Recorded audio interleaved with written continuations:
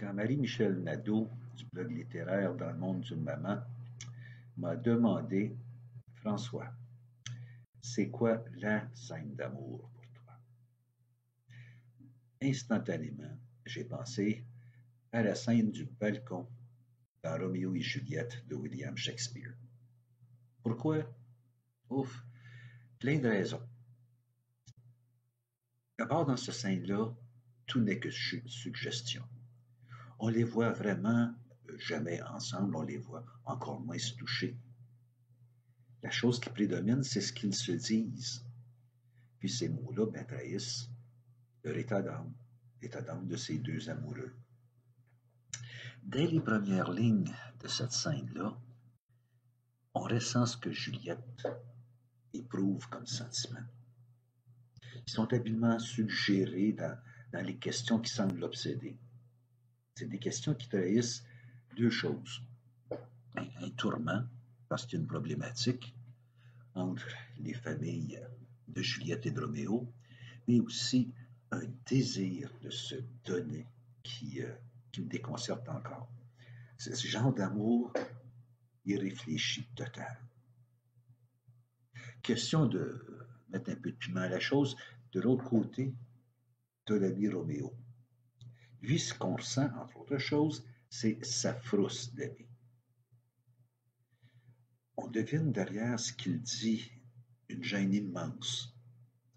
À quel point cette jeune fille, sur le balcon, l'intimide. Il n'a pas encore vraiment déclaré ses sentiments, il a déjà peur de la perdre. Ouf, moi, ça me dit que ça te fait que l'amour peut nous rendre vulnérables à l'importance qu'on accorde à la personne aimée. Et, comme chez tout auteur, il y a des images qui sont uniques à William Shakespeare.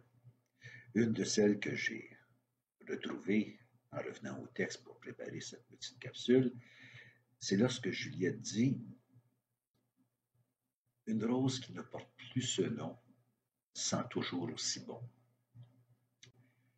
Bon, dit hors contexte, sans le balcon, sans l'ambiance, ça peut sonner drôle. Mais si on réfléchit, qu'est-ce que ça veut dire? Ça veut dire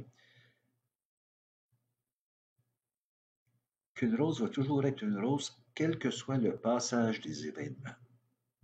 Si je traduis ça en termes amoureux, c'est comme si tu disais à l'autre, je t'aimerai toujours, quoi que ce soit qui advienne. Tu seras toujours, pour moi, la rose, même si on change ton nom, qui sentira bon. Il est normal de penser que certaines personnes là, pourraient dire que Roméo et Juliette, c'est comme l'apothéose, la vénération juvénile de l'amour. Peut-être, c'est possible. Mais moi, la seule chose que je peux vous dire là, en terminant ce petit laïus, c'est que je les aime, moi, Roméo et Juliette. Même à mon âge avancé, là, c'est toujours à Roméo que je pense quand je dis à la femme de ma vie que je l'aime. Bon, ceci dit, je vous souhaite un bon mois de février.